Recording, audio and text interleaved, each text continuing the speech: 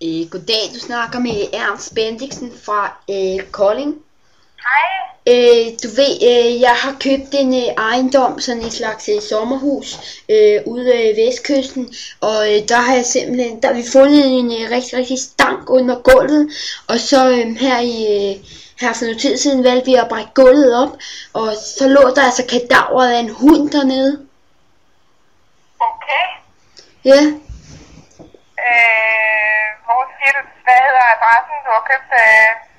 Adressen, det er Allerhøjs Allé 19. Det kan være, du skal ringe til den mailer, du har købt den af. Ja, det gør jeg så, ja. Men så det er ikke noget, I kan hjælpe med her? Nej, det er det ikke. Okay, men det var jeg også. Men vil du tage det op et eller andet sted? For jeg synes rigtig, det er dårligt, det er uprofessionelt. Man gemmer en kadaver af en hund nede i andre folks hjem. Jamen, det kan jeg jo ikke gøre noget ved, det ikke. Nej, og her for lidt tid siden, der var vores nabo, de fandt simpelthen en hest